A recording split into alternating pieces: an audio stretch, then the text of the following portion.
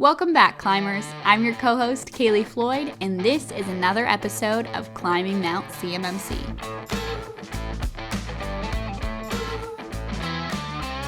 In this episode, Bobby is joined by Amira Armond. She is a certified CMMC assessor, and today they are going to be talking about CMMC templates. We are so excited for you guys to join us in this episode, and we hope you enjoy.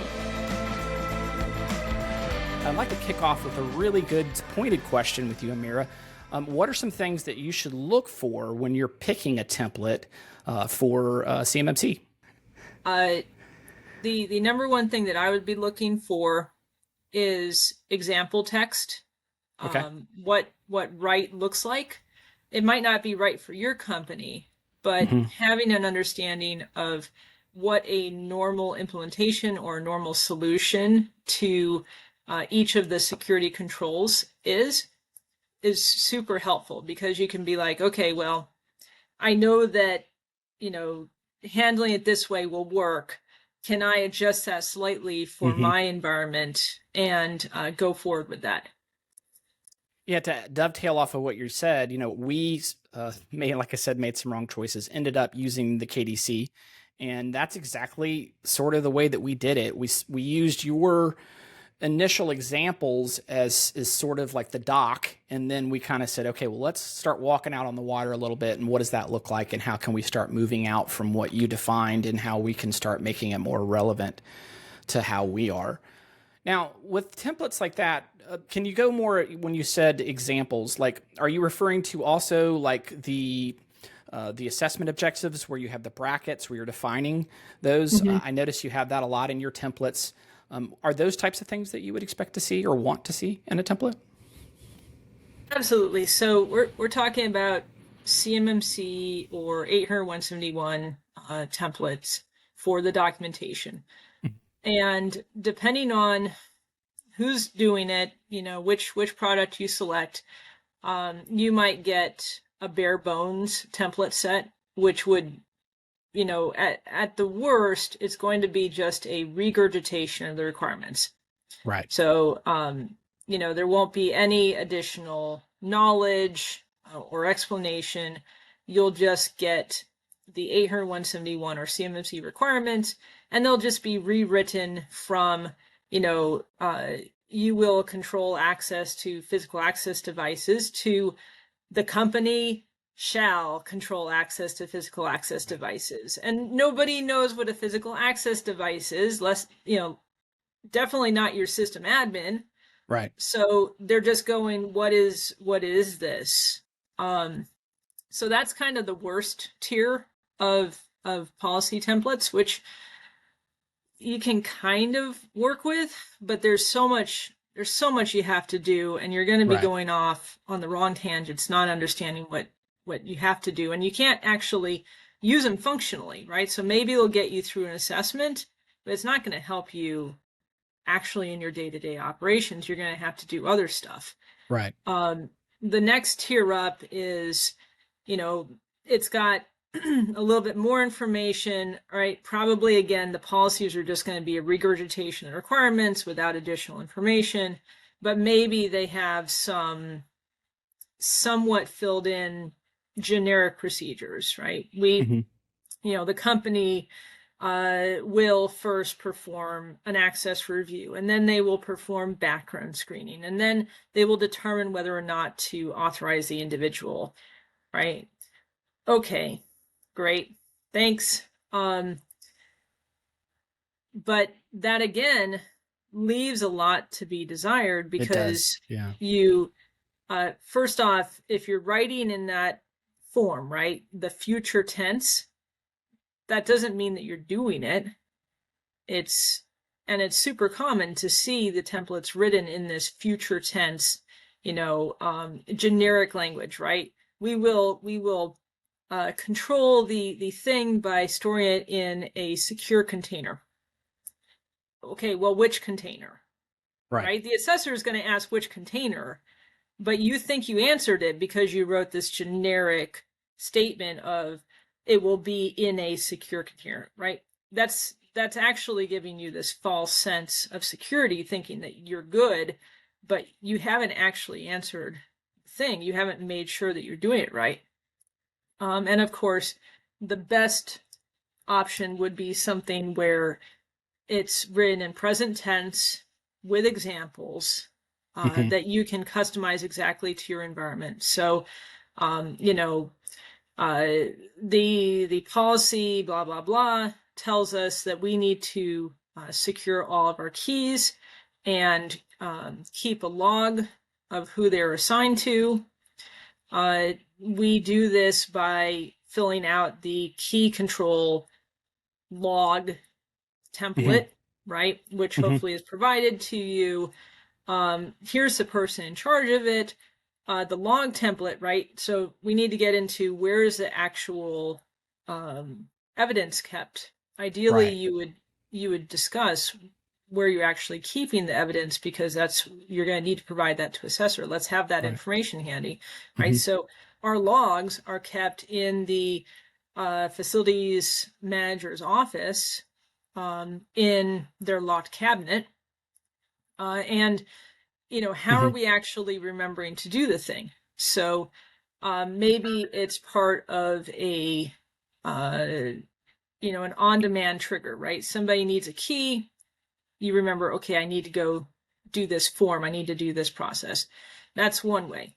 But if it's something that's not on demand, right, where nobody's going to come to you and be like, I need this, you have to remember it. You need to have a way that you're going to remember it. And your system security plan, your policies, your procedures, whatever, should help you remember to do that thing. Well, I love that you mentioned that. I want to, as a managed service provider, and this podcast a lot talks about that because that's where I come from. Let's play a little journey here. Let's kind of go down a little path here. Let's say that we're writing this template for an MSP, okay?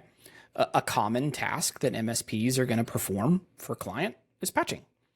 And that is, I think, on the top 10 list of things that are failed on, not met with DIBCAC's assessment, correct? Yep. Yeah, absolutely. So that's a big one, and that should be easily in the wheelhouse of what an MSP can do. Now, utilizing your template, one of the things that I absolutely loved is it was not just a template of various things that are just a combination of stuff in a folder that you get, and you have to somehow figure out how it might be relevant to you. You actually, in your KDC, was a complete ecosystem that all connected, and it had all that linkage.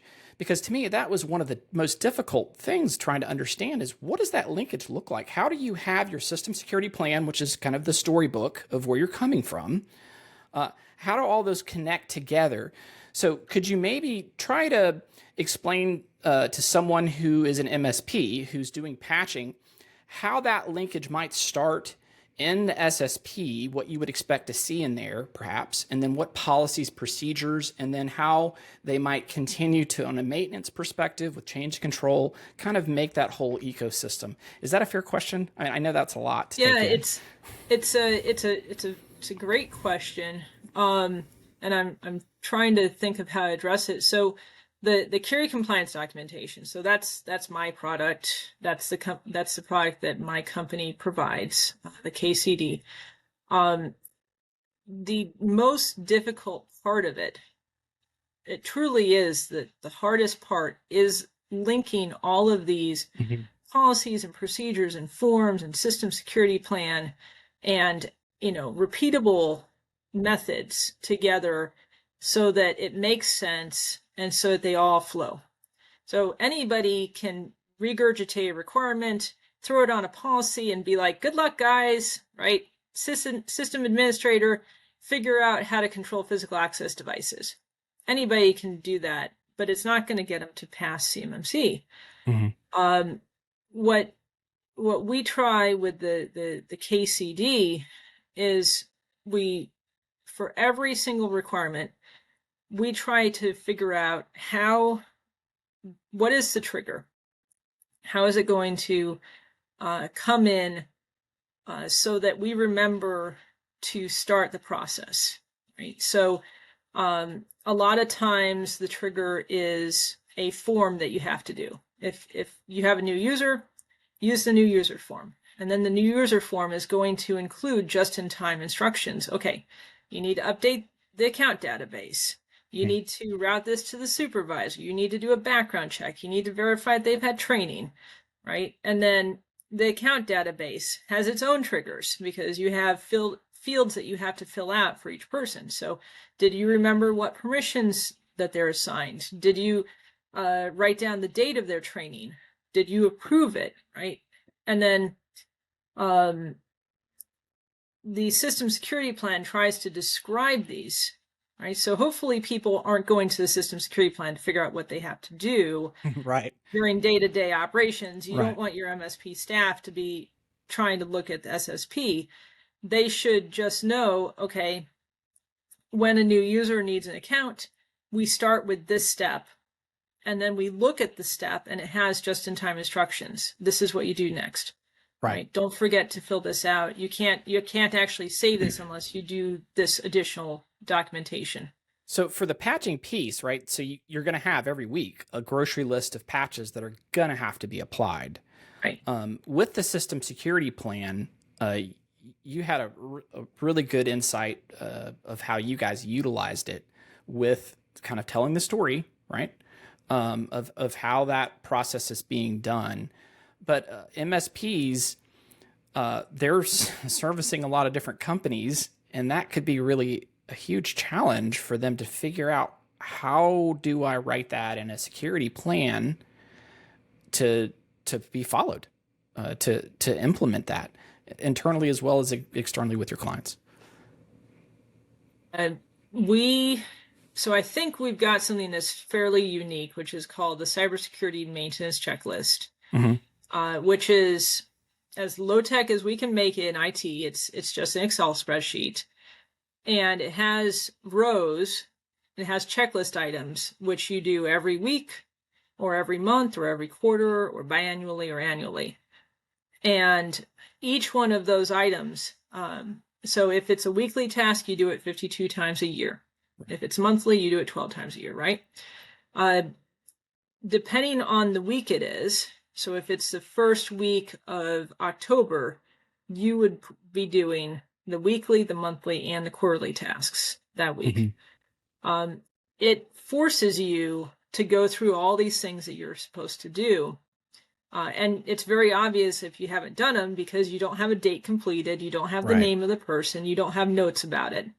And that area where you can keep the notes and the date that you did the work is amazing evidence that you're performing all these things, because you'll actually get prompted, hey, describe any bulletins you saw, describe any vulnerabilities you saw, right? Maybe save a report to this spreadsheet so that you can review it later.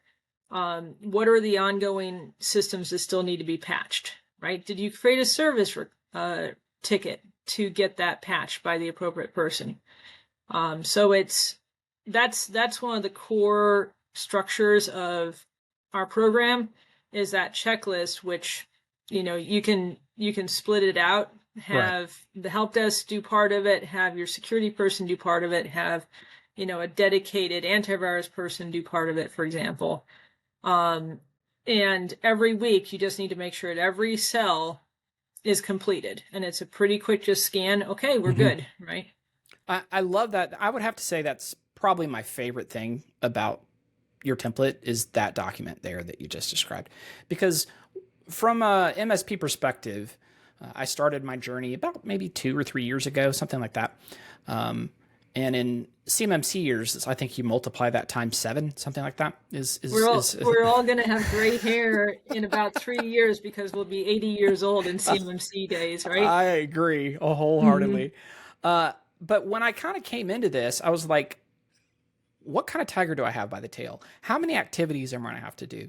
And when I'm doing this for all of my clients that are going to be involved in that ecosystem, what does that mean? How much time are we talking here? And your template was the first time that I've ever been able to see a system that showed really what kind of time you're looking at, broken out, like you said, in a daily, weekly, monthly, and quarterly process. And that was just like, whew, man, that really helped me feel like, okay, this is the bull, and I know how I can write it now.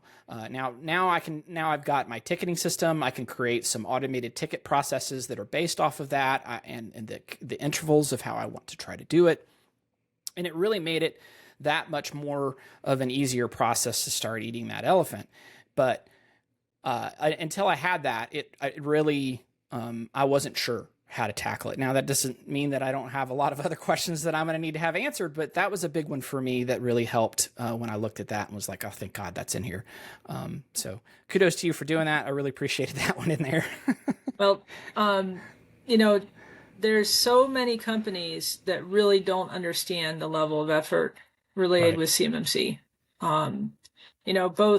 Both companies without MSPs as well as their MSP support. They think, we just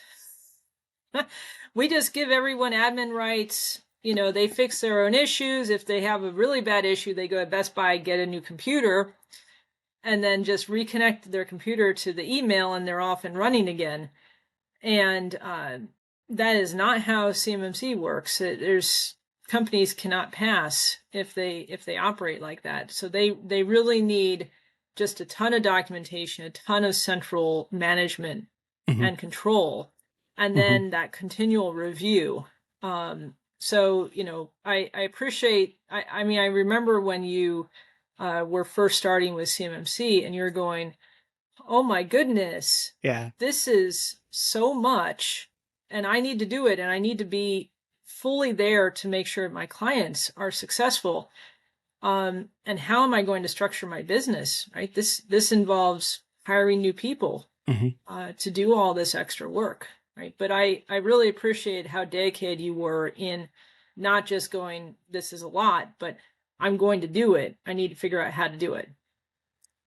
Yeah, thank you. There's still a lot of things we're really looking forward to ruling. At the time of this podcast recording, it has not yet come out. So we are waiting with bated breath on when that's going to drop. I just want to switch some questions. Let's put your assessor hat on, Amira, because you've done how many joint assessments now have you been able to participate in so far? I personally have been involved with 3. 3. Geesh, that's a lot. That's impressive. So from that perspective, what are some things that, as an assessor, you're coming in, you're like, they templated the crap out of this. What are some things that you can share based on your experience? It's like, hey guys, templates can't do these things.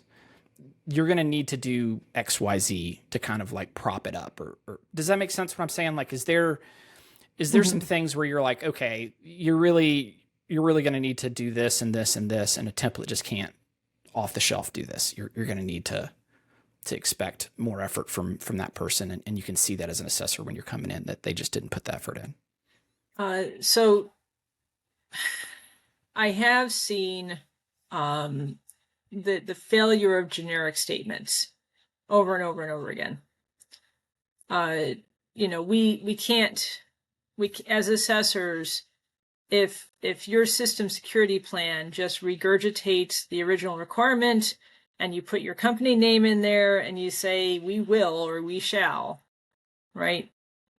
That doesn't get us any further to passing you. It literally doesn't get us anywhere. It's unusable information. We need more detail. So we need to know how you're actually doing it. If it's a technical thing, okay, well, what technical method are you using? Are you applying a program? Are you applying a configuration? What's the name of the configuration? How do I go look at that configuration? Right. The document name that perhaps refers to the procedure or something along those lines. Exactly. Right.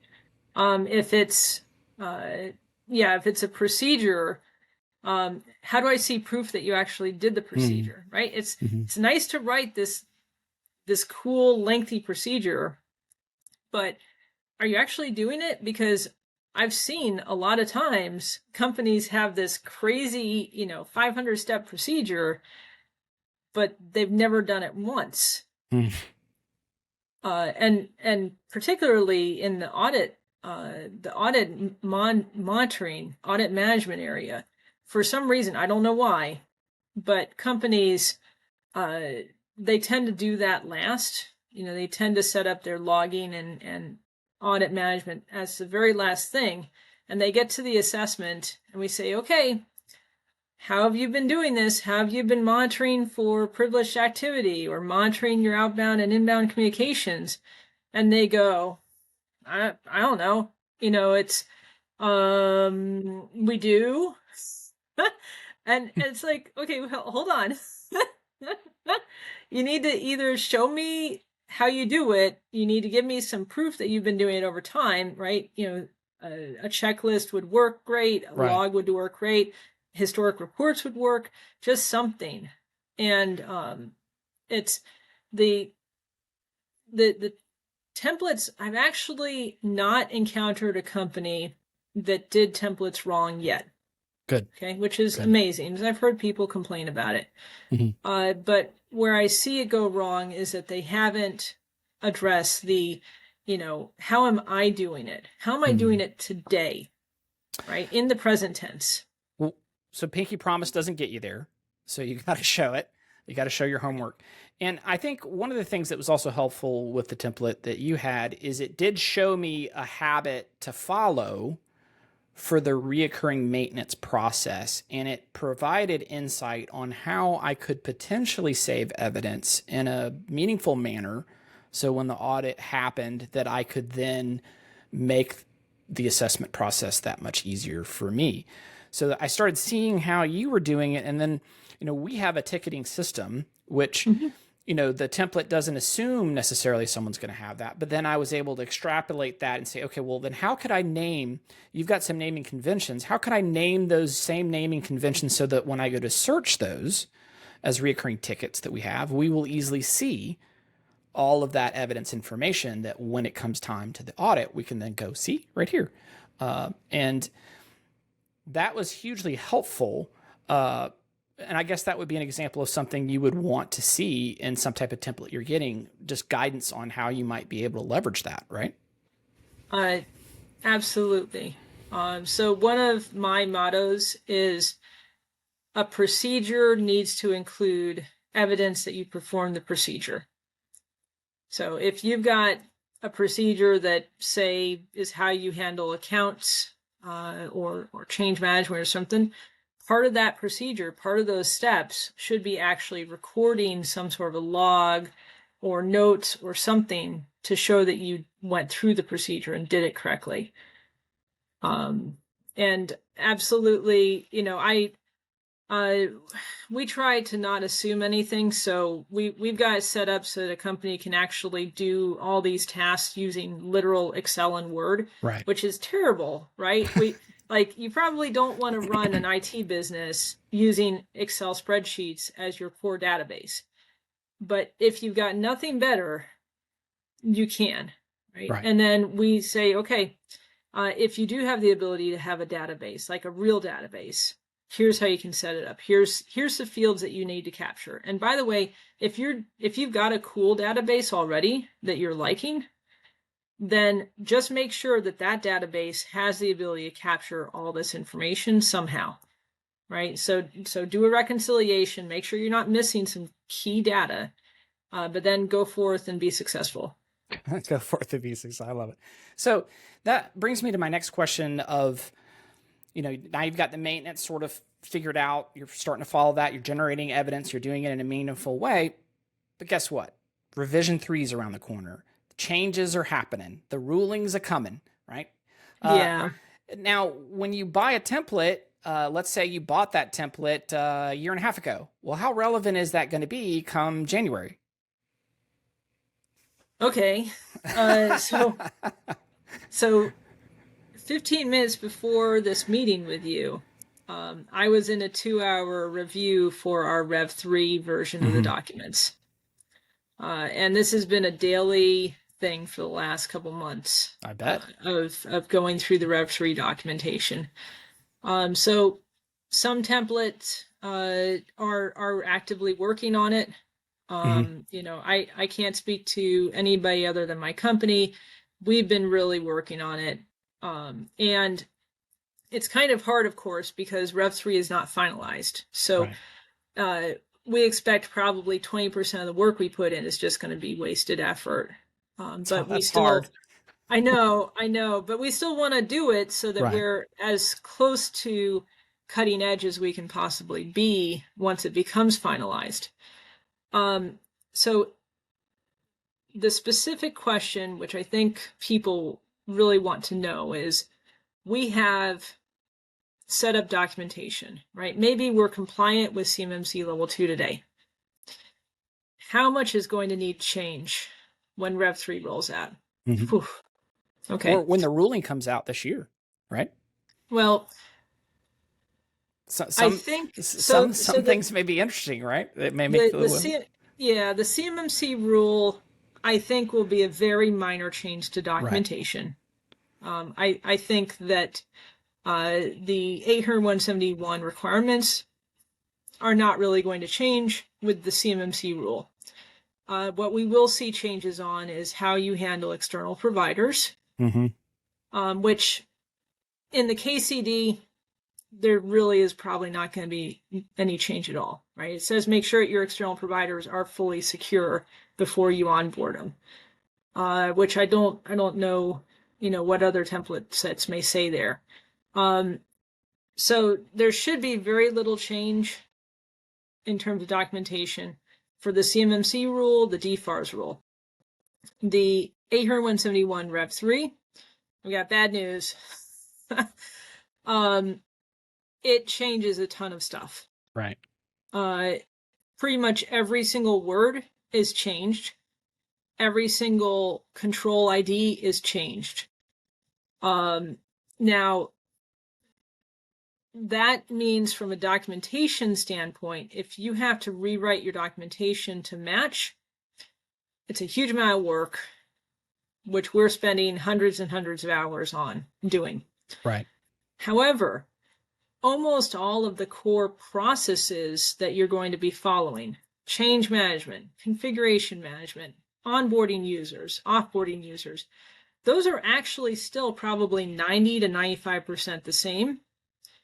It's just little tweaks here and there, right? Did you evaluate your offboarding personnel for this specific thing, right? Mm-hmm. Well, maybe it wasn't discussed before, but now we have to add that word in there to make sure that you review it. Okay, what's their likelihood of setting tires on fire as they leave the building, right? Just random stuff that, right. Before you're like, evaluate the risk, but now it's like, okay, tires on fire, keying the cars, right? Putting up graffiti. You have to go through all the little minutiae that's added in Rev 3. What our plan is with the KCD is I think it's probably going to be the easiest lift for people to basically adopt the new Rev 3 templates, right? Even if they've got full Rev 2 templates, switch to the Rev 3 once it becomes enforced, which is probably going to take another year or more. Right. And then customize the little portions of it to your exact company and then keep rolling. But the actual functional processes that your help desk is doing, your system admins are doing, barely going to change.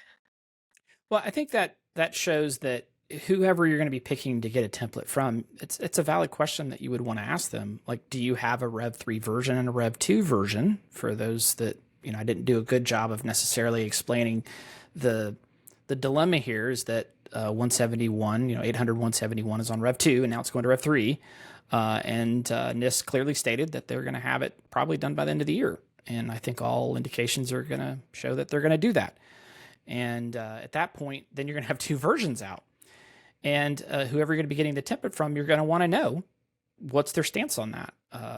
If you bought version 2, what options do you have to get version 3? I think those are all really good discussions to have. What's your stance on that for you guys as far as in how clients that you've already had and then new clients coming in, how are you guys going to handle that? We fully expect that companies are going to need to maintain, for contractual reasons, both sets of documentation for probably 3 years. Wow. Okay. That's just the way that the DFARS is written, where for each of your contracts, so assuming that you have existing contracts, you're still required to be doing 80171 Rev 2 until the end of the contract, until it's renewed or the contract language is changed. So that's between, say, 0 to 3 years for each contract. And then it's going to increment to Rev 3 when you get a new contract. So if you're, a DoD contractor, you've got 15 contracts, you should expect that over the next 3 years, you're going to be slowly going from all of your contracts are still Rev 2 to now you've got 1 on Rev 3, and now you've got 2 on Rev 3. And depending, I don't know how CMMC is going to handle this. Right. CMMC, possible options is they just say we're only going to assess Rev 2 for the next couple of years. That's kind of the most likely option in my book. Right. And then maybe after 2 years, they'll switch to assessing Rev 3. I don't know. We actually will have to see what the rule says for that. But because NIST reused IDs, they reused the control IDs for different things. It's very difficult to just upgrade in place. If somebody tells you that they'll upgrade your Rev 2 to Rev 3 without any effort on your part, I'm not sure what's going to happen there, but it doesn't sound right, because it's literally changing the subject matter when you change the IDs. So you are going to have to budget in some time to review every single thing. And make sure that it's still accurate for your environment. But if you use a good template set, that's probably 20, maybe 30 hours max. Whereas if you're doing it from scratch and you're like me, right, I'm doing it from scratch, we're talking 300, 400 hours. Huge difference. Yeah, when I've had people say, "Oh yeah, I've got a template for you," and I'm like, "Okay," and then they got to show me, and I look at it, and I'm like, "How much were you going to charge me?" And I'm like, "No," so I passed. But then when I saw the KCD, I was like, the amount of time and effort that's obvious that you spent on building those real application. I mean, it's pretty much a ready to pass system, assuming that company existed and that's who they were, right? Right. Now you've got to take it and extrapolate to who you are and how you operate. But at least you've got for the most part, a validated system that you can kind of peer into to look to see. One of the things that you do that I really love is you have a monthly video, you and Kay, host that and ask questions. I throw some tough ones in there occasionally that you so adeptly address. But can you talk to that about how you guys address those on a monthly basis, those questions and those things? Absolutely. So we don't talk about it very much. We probably should more, but we have an entire training and support structure behind the KCD, because I really want to make sure that if somebody's using it, that they can pass the CMMC. Right. So I've pointed my entire company to support it. So the ways we do that, we have an entire training library, which when you get the KCD, you get access to about 30 videos that I and other assessors have recorded where we're going through. This is what onboarding a new user needs to look like. This is what change management looks like. You're going to add a piece of software. Okay, well, here's the 20 steps you need to go through because least privilege and removing components that aren't necessary and firewall rules and authorization, mobile code, right? All the stuff. So that library is very valuable. And then on top of that, can I speak to that for just a second? Oh yeah. Because like when I came in, I was like, oh man, this is, I know that there is a system here and I can sort of see it, but I didn't quite have necessarily the chops and experience yet. And those were so invaluable to kind of leapfrog my knowledge, and I would listen to them when I was walking. So I would sit there and listen to them walk, and I can't tell you how many miles I walked listening to those as I kind of went through to get myself up to speed, to sort of start understanding and put myself in the situation of what you're thinking about while you're doing it. But then that helped me then say, okay, well, how can I extrapolate that to me now? How can I utilize that? Because now I see why they did what they did. Now, how can I do what I need to do and still accomplish the mission of what that control and those different things? And that was just a huge help. I had to, sorry I interrupted, but continue. Yeah. The next thing that we really do that's unique is we do these things called check-in meetings. So when you get the KCD, you get 3 free check-ins. That means a 30-minute session with a CMMC assessor, somebody who's actually been doing real assessments. They've seen what passes and what doesn't pass, which is something you have to basically go to a C3PAO to get. And basically, we start reaching out, hey, do you want to check in? And those can be used for anything CMMC related. So if you're like, I don't understand how to scope, we can talk about scoping. If you say, hey, do I need to move to GCC high? We can talk to you about that, right? We're not going to just say yes. We're actually going to give you the full assessor perspective. Here's the pros and cons. Here's the actual requirement, right? You don't have to do that. You can choose, but you have to do the following things, right? Whatever your solution you pick needs to be able to meet these. Or you can just be like, wow, this is so much. I had no idea. Literally all of my company has local admin. What do I do? Right. We can be like, okay, hold on.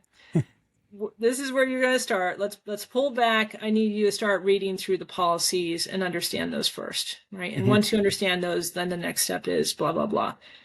So those are helping people get unstuck, and it's a great way to get access to a real source of knowledge who can be like, if you do that, you're going to fail. Like, don't do that. That's a big problem. Right. Figure something else out, right? And it's fast. And then you mentioned, Bobby, we have a monthly Q&A webinar, which again is kind of a ask me anything about CMMC. So if you want to say, can I use this type of multi-factor authentication? We can talk about that. If you want to talk about, a certain requirement and how does the policy work, we can talk about that too. And then we also have a monthly newsletter where if we get a question that's just emailed to us, we'll pick a couple questions and answer those in the newsletter. And then we also, towards the end of the newsletter, we will put in a section of the Curie reference architecture, which we haven't even talked about at all. But that's something that we're kind of beta testing right now. It's a do-it-yourself enclave. It's a do-it-yourself Microsoft-based enclave, right? So you can work with an MSP to help you with that. But that's not our core thing.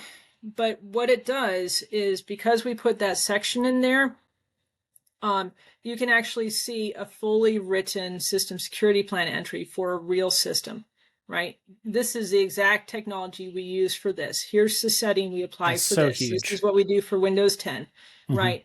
So, it doesn't matter what your system is.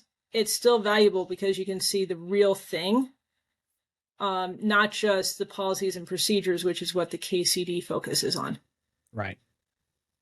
Yeah, that practical devil's in the details is just what makes or breaks. Almost and not quite doesn't get you to Met. You've got to see that. And there's so many solutions and products out there, and trying to understand how they might connect into an ecosystem that could meet what the requirements are is extremely difficult if you don't have a lot of experience in there. So having that insight is very valuable. That's a great idea, Amira. I didn't know about that. Make sure to follow us on LinkedIn and YouTube to stay up to date on the latest CMMC news. We hope you guys enjoyed today's episode and listen out for the next one. But until then, keep on climbing.